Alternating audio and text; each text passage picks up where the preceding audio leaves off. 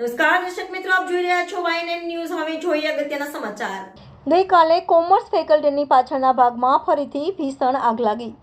ગઈકાલે સાંજે MS યુનિવર્સિટીની કોમર્સ ફેકલ્ટીના પાછળના ભાગે ત્રીજી વાર આગ લાગી હતી।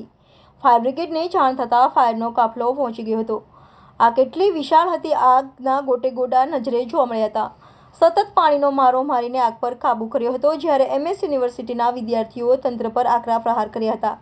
વારંવાર આવેદનપત્ર પણ આપ્યું હતું કે ઝાડીઓ અહીંયા છે તો તેની સાફ સફાઈ કરે।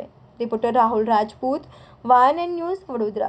રવિભાઈ, ક્યાં આગળ આગનો બનાવ બને, કેવી પરિસ્થિતિ છે? આ MS યુનિવર્સિટી ફાઇન આર્ટ્સ ડિપાર્ટમેન્ટની પાછળ બાજુની સાઈડમાં નદીના કોતરડીમાં આગ લાગી છે અને જે ટ્રાન્સફોર્મર છે એને અગાસી પર બી જ્યાં સળગે છે ટ્રાન્સફોર્મરમાં ભડાકા થતા હતા, પણ તાત્કાલિક અમારા સ્ટાફ દાંડિયાવેર ફાયર સ્ટેશનથી આવીને એને કંટ્રોલ કર્યું છે। ખાલી આગળ નદીમાં ઝાડી બાકી છે, એ બી કંટ્રોલ કરવાનું ચાલુ છે। આગ ધીમે ધીમે ઝાડી ઝાંખરામાં પસરી રહી છે। આગ ધીરે ધીરે પસરી રહી છે આગળ, પણ કંટ્રોલ થઈ ગયા છે। આગ લાગવાનું કારણ શું છે? કારણ જાણવા મળ્યું નથી અમને। શું નામ આપનું? મારું નામ જમાદાર રવિન્દ્ર કદમ। આજે આગની ઘટના ઘણી વાર લાગી છે, હમણાં ત્રીજી વારની લાગી છે। શું કેવું છે? નજીકમાંથી એક નાણું પસાર થાય છે, જેના કારણે પણ આગ આજે ઝપેટમાં લીધી મોટી જાનહાનિ।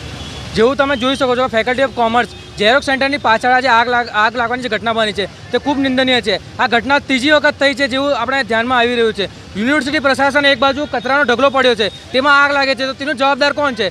આજકાલ ઉઠીને અહીં વિદ્યાર્થી ઝેરોક્સ સેન્ટર પર આવે છે, બાજુમાં મંદિર છે, તે વિદ્યાર્થીઓ દર્શન માટે પણ આવે છે અને આવી ઘટનાઓ વારંવાર થાય છે, જે વિદ્યાર્થીઓ માટે જોવા જઈએ તો એક બહુ મોટો ભયનો પ્રશ્ન ઊભો થાય છે કે આના માટે જવાબદાર કોણ છે? સત્તાધીશોનો જવાબ આપવો જોઈએ અને આવી લાગી રહેલી આગનો કોઈ ચોક્કસ નિરાકરણ લાવજો। એક બાજુ તમે જુઓ છો કચરાના ઢગલા પડ્યા છે, એનો નિકાલ કેમ કરવામાં નહીં આવતો? શું આ આગ લાગવાની રાહ જોઈ રહ્યા છે? આની સામે બીજી કોઈ દુર્ઘટના થાત કે કોઈ જીવડું અહીં સાપ બાપની ઘટના બી બની શકત, તો શું યુનિવર્સિટી પ્રશાસન આ જ કાર્યક્રમ આની જ રાહ જોઈ રહી છે? આની એક બાજુ વડાપ્રધાન દેશની સ્વચ્છતા માટેનું અભિયાન ચલાવે, જ્યારે વાત કરીએ જે વિશ્વવિખ્યાત MS યુનિવર્સિટીમાં જે કચરાના ઢગલાના જોવા નજરે પાસે આમાં કોની જવાબદારી? સત્તાધીશોની કે ખાનગી કોન્ટ્રાક્ટર જે સફાઈનો જે કોન્ટ્રાક્ટર છે? આમાં ચોક્કસપણે નરેન્દ્ર મોદી તો પોતાનું કામ કરે છે કે સ્વચ્છ રાખવું જોઈએ, પરંતુ જે યુનિવર્સિટીના સત્તાધીશો છે, જે એમનું કામ છે કોન્ટ્રાક્ટરો દ્વારા કરાવવાનું, પરંતુ તેઓ કરતા નથી, તો તેના માટે ફક્ત જવાબદાર સત્તાધીશો છે।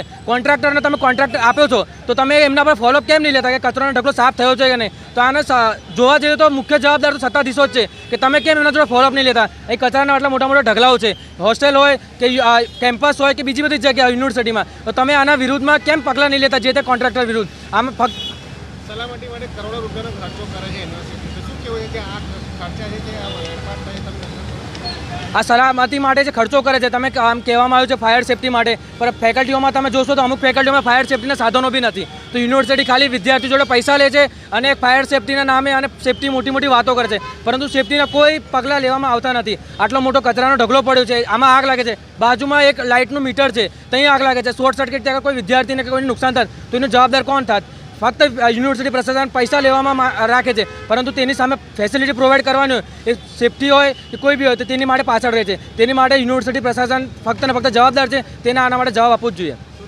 મારું નામ હિમાંશુ પાઠક, MS યુનિવર્સિટી અધ્યક્ષ, ABVP। Subscribe now and press the bell icon. Never miss an update.